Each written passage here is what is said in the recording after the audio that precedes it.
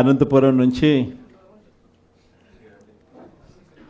ఈరోజు ఇక్కడికి వచ్చిన జెడ్పీటీసీలు, ఎంపీపీలు, మున్సిపల్ చైర్మన్లు, ఇంకా పార్టీకి సంబంధించిన ఇంపార్టెంట్ నాయకులు, మిమ్మల్ని అందరినీ కూడా ఈరోజు ఇక్కడికి మీ అందరినీ ఆహ్వానించడం కారణం ఏమిటి అన్నది బహుశా మీ అందరికీ కూడా కొద్దో గొప్ప అవగాహన ఉంటుందని నేను అనుకుంటా ఉన్నా. చంద్రబాబు నాయుడు గారిని నమ్మడము అని అంటే చంద్రముఖిని నిద్ర లేపడమే అని చెప్పి నేను అన్న మాటలు. చంద్రబాబు నాయుడు గారిని నమ్మడము అని అంటే పులి నోట్లో తలకాయ పెట్టడమే అని చెప్పి నేను అన్న ఎన్నికలప్పుడు. కరెక్ట్గా ఈరోజు 6 నెలలు గడిచేసరికే ఈరోజు ప్రతి ఇంట్లో కూడా పరిస్థితి ఏమిటి అని అంటే, జగనన్న కనీసం పలావ్ పెట్టేవాడు, చంద్రబాబు నాయుడు బిర్యానీ పెడతానన్నాడు, ఇప్పుడు పలావు పోయింది, బిర్యానీ పోయింది, చివరికి ఏది లేకుండా రోడ్డు మీద నిలబట్టాడు చంద్రబాబు నాయుడు అనే మాట ఈరోజు ప్రతి ఇంట్లో కూడా ఈరోజు చర్చనీయాంశంగా ఈరోజు మారింది. ఒకవైపున మనం ఇస్తా ఉన్న పథకాలన్నీ కూడా పూర్తిగా ఆపేశాడు, మరోవైపున ఆయన ఇస్తానన్న సూపర్ 6లు, సూపర్ 7లు గాలికి ఎగిరిపోయినాయి. మరోవైపున ఇవన్నీ ఒకవైపున ఉంటే, మరోవైపున 6 నెలలు కూడా తిరక్క మునిపే బాధుడే బాధుడు. కరెంటు బిల్లులు ముట్టుకుంటే చాలు షాక్ కొట్టే పరిస్థితిలోకి ఈరోజు తయారైనాయి. 15,000 కోట్ల రూపాయలు 6 నెలలు తిరక్కే 15,000 కోట్ల రూపాయలు ప్రజల నెత్తిన కరెంటు బిల్లులు షాకుల రూపంలో వేయగలిగిన పాలకుడు ఎవడైనా ఉన్నాడు అని అంటే అది నిజంగా ఒక చంద్రబాబు నాయుడు మాత్రమే ఇలాంటి దుర్మార్గాలు చేయగలుగుతాడు. మూడో వ్యక్తి ఎవడు చేయలేని పరిస్థితి. ఆ లెవెల్లో బాధుడే బాధుడు. మరోవైపున చూస్తే ఈ బాధుడుకు తోడు సూపర్ 6లు, సూపర్ 7లు అమలు చేయకపోవడానికి తోడు మనం ఇస్తా ఉన్న పథకాలన్నీ కూడా ఇవ్వకుండా వదిలేసినకు దానికి తోడు, వీటి అన్నిటికీ తోడు ఇంకా ఏం జరుగుతూ ఉంది? చంద్రబాబు నాయుడిని ఎవరైనా ప్రశ్నిస్తే చాలు ఆ ప్రశ్నించే స్వరాన్ని అనగదొక్కుతూ రెడ్ బుక్ రాజ్యాంగం ఈరోజు ఎక్కడ పడితే అక్కడ గ్రామ స్థాయి నుంచి కనిపిస్తూ ఉంది. ఇన్ని విపరీతమైన పరిస్థితుల మధ్య స్కాముల మీద స్కాములు జరుగుతూ ఉన్నాయి. లిక్కర్ మాఫియా, శాండ్ మాఫియా, ప్రతి కాన్స్టిట్యున్సీలోనూ ప్రతి నియోజకవర్గంలోనూ పేకాట క్లబ్బులు, ఇవన్నీ కాక ఏ నియోజకవర్గంలో అయినా కానీ మీకు ఒక ఫ్యాక్టరీ ఉండి ఆ ఫ్యాక్టరీ నడుపుకోవాలన్నా, లేదా మీ నియోజకవర్గంలో ఏదైనా మీరు మైనింగ్ చేసుకోవాలన్నా, ఏది జరగాలన్నా కూడా ఎమ్మెల్యే దగ్గరికి వెళ్ళి ఎమ్మెల్యేకి డబ్బులు ఇస్తే తప్పు నుంచి ఈరోజు జరగని పరిస్థితి. ప్రతి విషయంలో కూడా నాకింత నీకింత అని ఎమ్మెల్యే దగ్గర నుంచి మొదలు పెడితే ముఖ్యమంత్రి దాకా పంచుకొని తీసుకుంటా ఉన్న పరిస్థితులు ఈరోజు కనిపిస్తూ ఉన్నాయి. ఈరోజు ఉద్యమ బాట పట్టడానికి, పోరాట బాట పట్టడానికి ఇక సమయం మనమంతకు మనమే ముందుకు తీసుకొని రావాల్సిన పరిస్థితుల్లోకి ఈరోజు మనం అడుగులు వేస్తూ ఉన్నాం. మళ్ళీ ఈ నెల 27వ తారీఖున ఇంకొక కార్యక్రమానికి పిలుపునిస్తా ఉన్నాం. ఈ కార్యక్రమం కరెంటు బిల్లుల మీద షాక్ కొట్టే విధంగా ఏకంగా 15,000 కోట్ల రూపాయలు బాధుడే బాధుడు అనే కార్యక్రమానికి చంద్రబాబు నాయుడు గారు శ్రీకారం చుట్టారు. కేవలం 6 నెలలు గడవకు మునిపే ఈరోజు ప్రజల చేతుల్లో ఉన్న బిల్లులు మీరు చూస్తే, నేరుడు నెలకు వచ్చిన బిల్లు ఎంత, డిసెంబర్లో వచ్చిన బిల్లు ఎంత అని చెప్పి తేడా చూస్తే ఆ తేడా ఇట్టే కనిపిస్తూ ఉంది. కనీసం ప్రతి బిల్లులోనూ కూడా విపరీతంగా నంబర్ కనిపిస్తూ, ఇది కూడా ఇంకా 15,000 పూర్తి బాధుడు కాదు, 6,000 కోట్ల బాధుడికే ఈ నెంబర్. ఇంకొక 9,000 కోట్ల రూపాయల బాధుడు ఈ నెల వేస్తూ ఉన్నాడు. అంటే రేపు నెల బిల్లులో ఇంకా 9,000 రూపాయల బాధుడు కూడా కనిపిస్తుంది. మరి ఇలాంటి పరిస్థితిలో బిల్లులు చూపించి మహిళలందరూ కూడా బిల్లులు చూపించి బిల్లులు కాలుస్తూ ఉన్న పరిస్థితి కనిపిస్తూ ఉంది నిరసన తెలుపుతూ. ఇలాంటి వారికి తోడుగా ఈసారి ఈ ప్రోగ్రాం నియోజకవర్గ స్థాయిలోకి వెళ్ళిపోతున్నాం. మొన్న రైతులకు సంబంధించి జిల్లా స్థాయిలో చేసినాం. ఈసారి కరెంటు బిల్లులకు సంబంధించిన ప్రొటెస్ట్ కార్యక్రమం నియోజకవర్గ స్థాయిలోనే చేసే కార్యక్రమానికి ఈరోజు శ్రీకారం చుడతా ఉన్నాం. ఈ కార్యక్రమం 27వ తారీఖున పార్టీ కరెంటు బిల్లుల బాధుడుకు నిరసనగా ప్రజలకు తోడుగా ఉండే కార్యక్రమం చేయబోతా ఉంది 27వ తారీఖున. మళ్ళీ 3వ తారీఖున జనవరి 3వ తారీఖున చదువుకుంటున్న పిల్లల కోసం విద్యా దీవెన అందక, వసతి దీవెన రాక పిల్లలు చదువులు మానేస్తూ ఉన్న పరిస్థితి మొట్టమొదటిసారిగా కనిపిస్తూ ఉంది.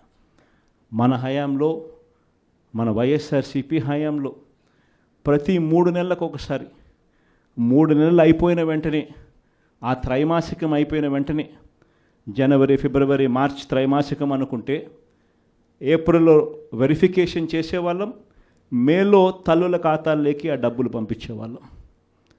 ఆ తల్లులు వెళ్ళి ఆ పిల్లలకు ఫీజులు కట్టేవాళ్ళు. ప్రతి త్రైమాసికం అయిపోయిన వెంటనే పిల్లల తల్లులకు ఆ డబ్బులు ఇచ్చి పిల్లల చదువులకు తోడుగా ఉండే పరిస్థితి మన హయాంలో జరిగితే, ఈరోజు ఆ విద్యా దీవెన పరిస్థితి ఏమిటి అని అంటే 4 త్రైమాసికాలు అయిపోయాయి. ఈ జనవరి 1వ తారీఖు వచ్చేసరికి ప్రతి త్రైమాసికం అయిపోయిన వెంటనే ఫీజులు ఇచ్చే పరిస్థితి నుంచి 4 త్రైమాసికాలు అయిపోయాయి. పిల్లలకు ఫీజులు అందని పరిస్థితి.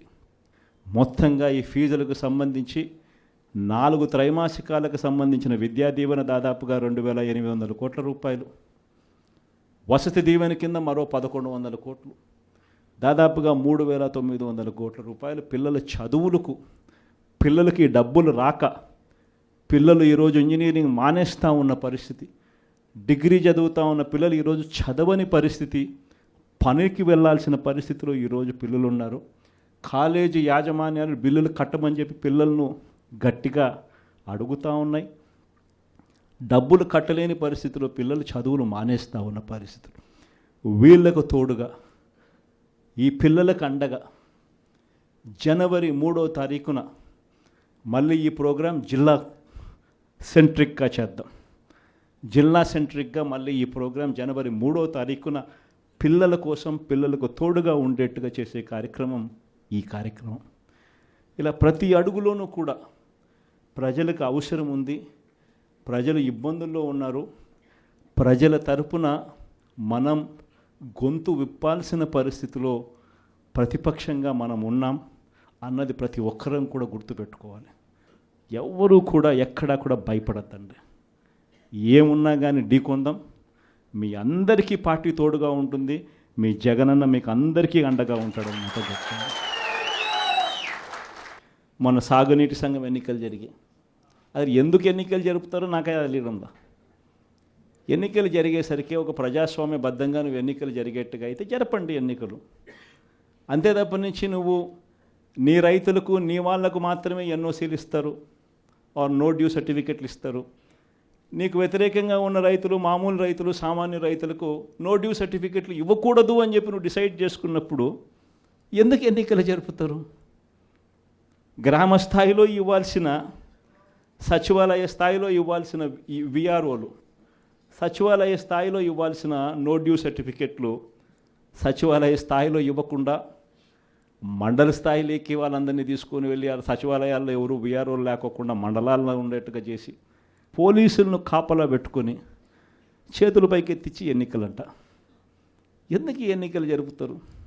అది జరిగించి ఆ రకంగా ఎన్నికలు బుల్డోజ్ చేసి రైతులందరూ సంతోషంగా ఉండారు అని అంటారు. నిజంగా రైతులు సంతోషంగా ఉండారా లేదా అన్నది తెలియాలి అని అంటే ఒక్కసారి రాజీనామాలు చేసి బయటికి రండి,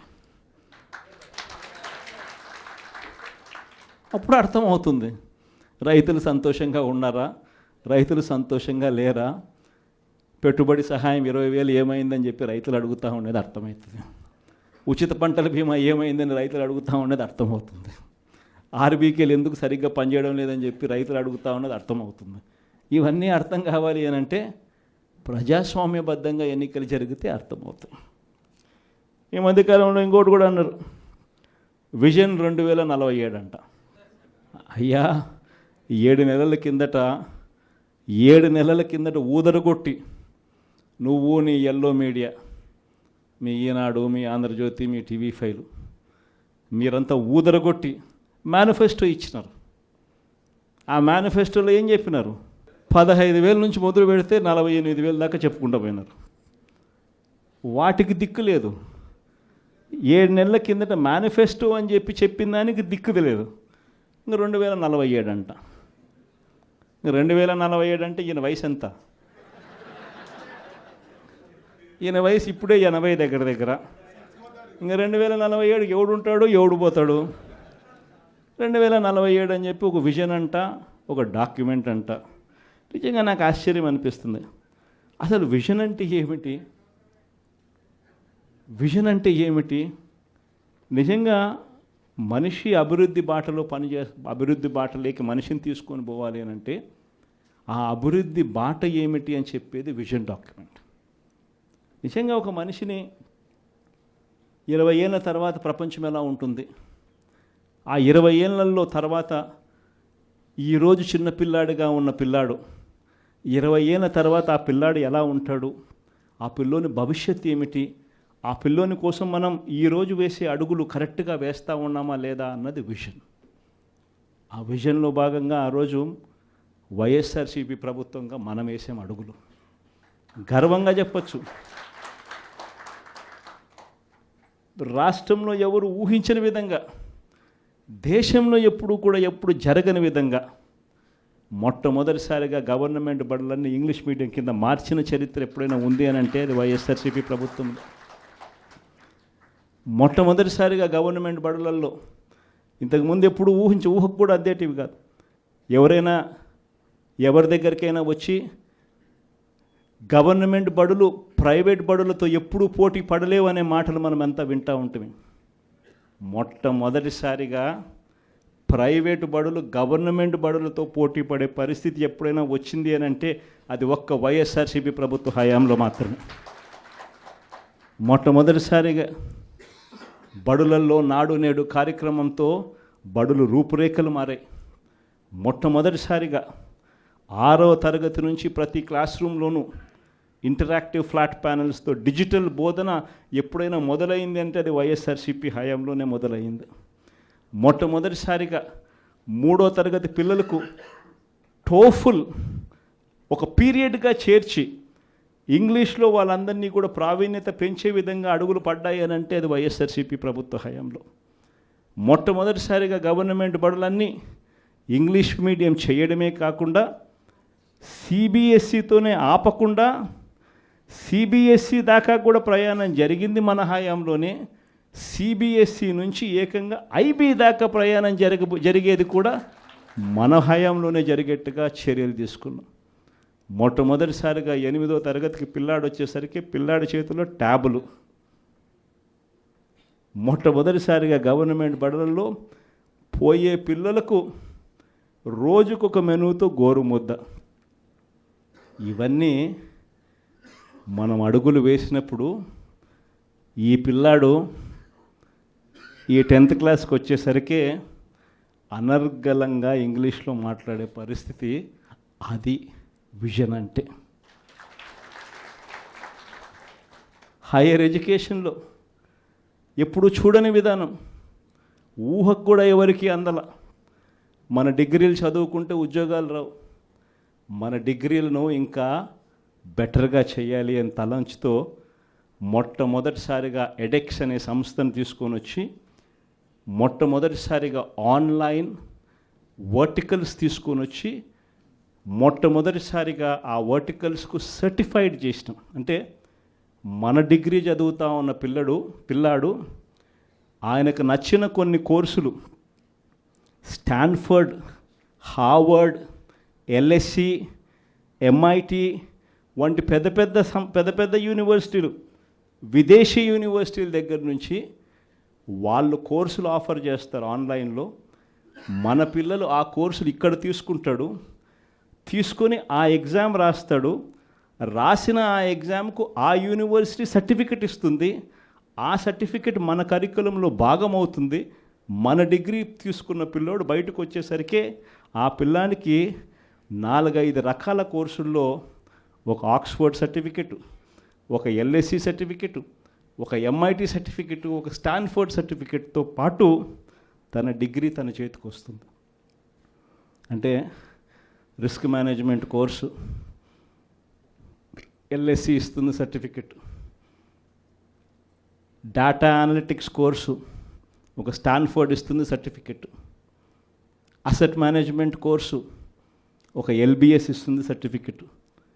ఇలాంటి సర్టిఫికెట్లతో పిల్లాడు బయటకు వచ్చి తన డిగ్రీ పొంది తన అప్లికేషన్ పెట్టుకుంటే ఎలాంటి ఉద్యోగాలు వస్తాయి అన్నది ఆలోచన చేసి ఆ పిల్లలకు విద్యా దీవెన, వసతి దీవెనతో సహా ఇవన్నీ ఏర్పాటు చేయడం అన్నది విజన్ అంటారు. వైద్యం కోసం ఏ పేదవాడు అప్పుల పాలయ్యే పరిస్థితి రాకూడదని, చదువులు వైద్యం ఈ రెండే మనిషిని అప్పుల పాలు చేసే పరిస్థితిలోకి నెట్టేస్తుందని, ఆ పరిస్థితి ఎప్పుడు రాకుండా చెయ్యాలి అని చెప్పి తాపత్రయపడి ఆరోగ్యశ్రీ పరిధిని ఏకంగా 3,300 ప్రొసీజర్లకు తీసుకొని పోయి ఏకంగా 25 లక్షల దాకా ప్రతి పేదవాడికి ఉచితంగా ఆరోగ్యశ్రీ అందేట్టుగా చేసి ప్రతి గవర్నమెంట్ హాస్పిటల్లోనూ నాడు నేడు పనులతో ఆ హాస్పిటల్ రూపురేఖలన్నీ మార్చి ప్రతి గవర్నమెంట్ హాస్పిటల్లోనూ 0 వేకెన్సీ పాలసీ తీసుకొని వచ్చి జాతీయంగా చూస్తే స్పెషలిస్ట్ డాక్టర్ల కొరత 61%, 61% ఉంటే మన రాష్ట్రానికి వచ్చేసరికి స్పెషలిస్ట్ డాక్టర్ల కొరత మన రాష్ట్రంలో కేవలం 4% లోపే.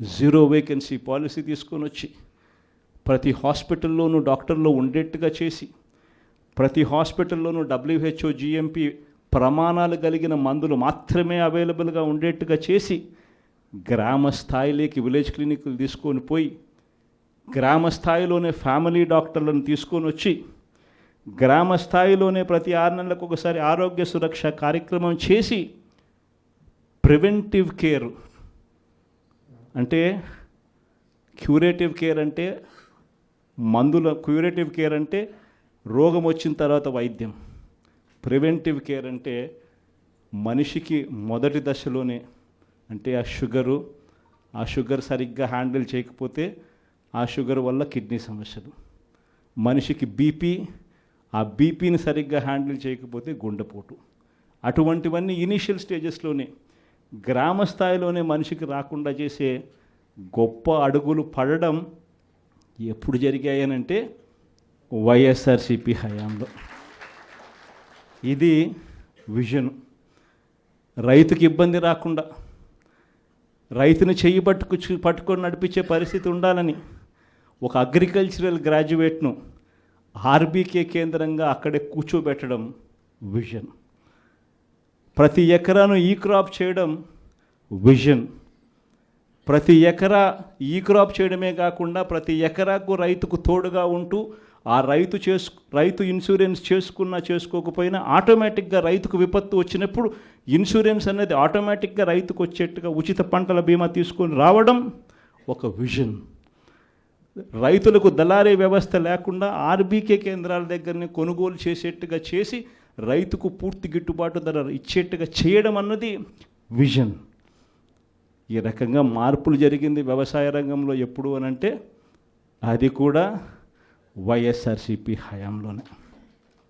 విజన్ అంటే ఇంకోటి తెలుసా, ఇంకొక విజన్ గురించి కూడా చెప్పాలి. మన ప్రభుత్వం రాకమునుపు ఎవరైనా కూడా అనుకున్నారా ₹1 ప్రభుత్వం వస్తే ఆ రూపాయి నేరుగా ప్రజల దగ్గరికి వెళ్ళే పరిస్థితి ఎప్పుడైనా ఉంటుందని చెప్పి ఎవరైనా అనుకున్నారా? అలాంటి విజన్ తీసుకొచ్చింది మనం. గ్రామ స్వరాజ్యానికి అర్థం చెబుతూ ప్రతి గ్రామంలోనూ ఓ సచివాలయ వ్యవస్థ, 540 రకాల సేవలు ప్రతి గ్రామంలోనూ అందుబాటులోకి తీసుకొని రావడం, ప్రతి 60-70 ఇళ్ళకు ఒక వాలంటీర్ వ్యవస్థ, ప్రతి పథకము కూడా కులం చూడకుండా, మతం చూడకుండా, రాజకీయాలు చూడకుండా, లంచాలు లేకుండా ప్రతి ఇంటికి చేర్చగలిగిన పరిస్థితి ఎప్పుడైనా వచ్చింది అని అంటే అది ఒక్క వైఎస్ఆర్సీపీ హయాంలో. ఇది విజన్. ఇలాంటి విజన్ అంటారు. కానీ మేనిఫెస్టోని ఎలా ఎగరగొట్టాలి, ఎగరగొట్టిన నేపథ్యంలో మళ్ళీ టాపిక్ డైవర్ట్ చేసేందుకు చూపించాల్సిన డ్రామాలో భాగంగా 2047 నేను ఉంటానో ఉండనో, నా వయసు ఎంత ఉంటుందో ఉండదో చెప్పేద్దాం, పోయేది ఏముంది, రంగురంగుల భవనాలతో రంగురంగుల కథలు చెప్పేద్దాము, ప్రజలు ఎట్టా మోసపోతారు, మోసం చేసేద్దాం అనుకునేదాన్ని విజన్ అనరు, 420 అంటారు.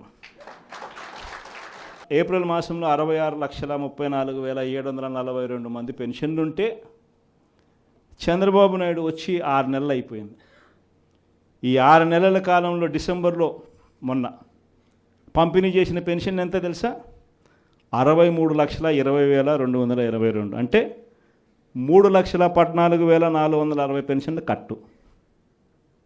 చంద్రబాబు నాయుడు వచ్చిన 6 నెలల కాలంలో కొత్త పెన్షన్లు ఒక్కరికి ఇవ్వకపోగా ఉన్న పెన్షన్లు 3,14,000 కట్టు కావడమే కాకుండా ఏమన్నాడు మొన్న ఏదో సర్వే అంట, ప్రతి జిల్లాకు ఒక సచివాలయం అని చెప్పి సర్వే చేయించినాడు.